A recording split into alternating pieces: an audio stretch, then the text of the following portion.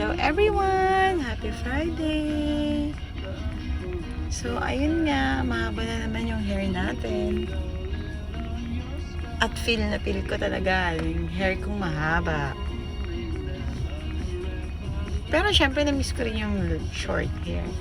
Kaya lang, ang tagal ko na kasi talagang hindi nakapagpahaba ng buhok. So, ngayon na lang ulit.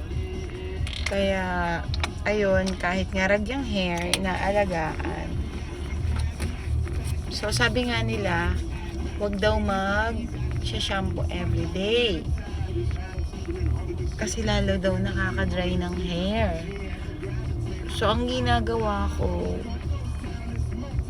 parang alternate yung pag-shampoo ko, ganun. Pero yung conditioner ko is everyday. Kasi, ang hirap na niya talagang suklayin kapag hindi ka conditioner. Tapos eto, trinay ko tong leave-on na to. Maganda siya. Tsaka mura lang. Alam mo na. Ayun. Okay naman siya. Tapos, suklay.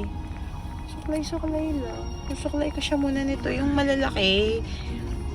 Para hindi siya napuputol-putol.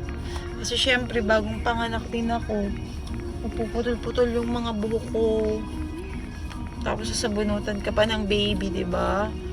Buti nga, hindi siya masyadong naglagas eh. Oh my God. Kahit pa paano.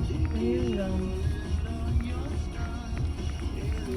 Tapos, so, after ko siyang suklayin ng mga ganito, ng malalaki yung ano niya, sinusuklay ko rin siya neto. Ito kasi detangling siya. Ayan. Para may pino ba? Pino. Okay naman siya. Trip na trip ko rin ito. Gustong gusto ko. Actually, matagal na nga sa akin to eh. Siguro mga 2 years na hindi ko pa pinapalitan. Ang cute niya kasi. Ang hirap kasi maghanap. Hindi ko alam kung saan ko ito nabili. May nabili akong ganito in order ko. Pero hindi talaga siya katulad nito na as in ang ganda talaga niya. Kaya hindi ko mapakawalan eh. Alam mo yun? Ang hirap niyang itapon. At saka okay pa naman siya eh. Hindi naman siya sinsira. Ginagamit ko lang to after kong magsuklay ng malalaking hibla. Ayan. Nakapag-makeup na din pala tayo. Simple lang. Naglagay lang din ako ng sunscreen. Tsaka yung lipstick ko, tint lang po siya para Korea-Koreana lang. Ganito lang siya. Yan lang. Hindi kasi sabihin kung ano to. Nakakahiya. Hindi naman ako endorser. So, ganito lang. Nalalagyan pa nga yung mga ngipin, diba?